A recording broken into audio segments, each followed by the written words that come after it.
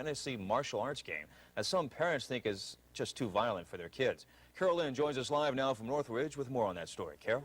Here it is, Bob, behind me. It's called Mortal Kombat, and we're going to talk to Aaron Brandis here about the game. Aaron, how does it work? Well, basically, you pick a couple characters.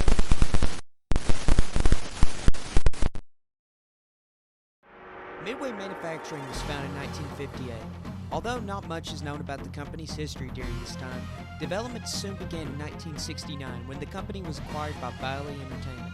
Bailey specialized in producing slot machines and pinball machines, dating all the way back to the 1930s. Now under new management, Midway began production on arcade cabinets in partnership with the Japanese video game company, Taito. It was within this partnership that Midway found their first major success in 1978, distributing the arcade classic known as Space Invaders to the United States. The company would garner a name for itself, releasing and distributing several popular games throughout the 1980s, including Pac-Man, Rampage, and Tron, to name a few. Yet again, Midway would go under new management, with Williams Electronics Games purchasing the company in 1988.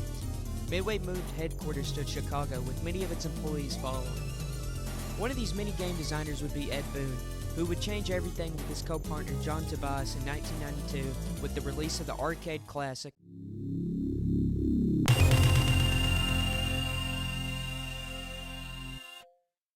Ed Boon and John Tobias were originally hired to make a video game adaptation of the upcoming action film Universal Soldier, starring martial arts movie star Jean-Claude Van Damme. Development began in 1991, but eventually negotiations fell through with Van Damme, thus putting an end to the game. However, this wasn't the end for Boon and Tobias, who took the already finished assets and created their own game. Scorpion, win. The story in Mortal Kombat follows a group of fighters from Earthrealm, led by the powerful Thunder God Raiden. They are tasked with participating in a tournament called Mortal Kombat to protect their world from Outrealm. The tournament is held once a century, giving Outrealm and Earthrealm a chance to show off their most powerful combatants. Having won 9 consecutive tournaments in a row, Outworld puts Earthrealm at risk of an invasion that will be solidified with the 10th win. The wicked sorcerer Shang Tsung is behind the invasion plot, with Outworld champion Goro by his side. It's now up to Earthrealm defenders Liu Kang, Sonya Blade, and Johnny Cage to win the tournament in order to save their home. This story is told through character arcade endings, as well as being adapted into a prequel comic and film. While this wasn't the first successful arcade fighter, there were many unique features that differentiated it from its peers. The introduction of a story allowed for players to grow attached to the world and characters of the game. Furthermore, the game featured digitized graphics that stood out among the likes of Street Fighter. The team filmed real-life actors behind a green screen performing the game's animations, and then imported them into the system. This created an effect that made the characters appear realistic in the game. And last but not least are the brutal finishing moves called fatalities. Sub-Zero wins. Flawless victory. Fatality. Gamers took a liking to these brutal finishers, skyrocketing the game into popularity, but no one would have guessed the controversies that would spark from it. Here it is, Bob, behind me. It's called Mortal Kombat, and we're going to talk to Aaron Brandis here about the game. Aaron, how does it work?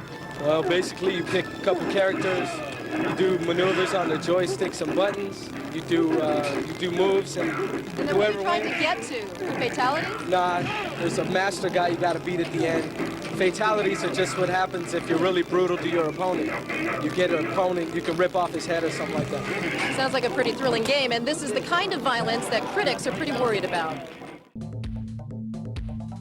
Every concerned parent in America was panicking. News channels were reporting on the game's possible effects on the youth, citing it as a source of violence.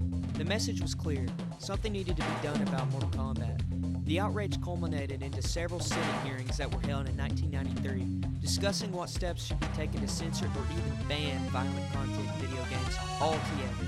They eventually came to the consensus that video games needed to be held to the same standards as films and television.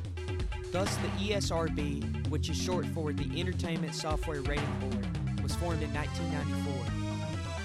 The ESRB served as a way to label games with rating systems based on the content within them. And of course, Mortal Kombat was rated M for mature. And the ESRB has since been the standard for video games, still being in effect today. So in a weird way, Mortal Kombat's violence actually had a positive impact on our culture.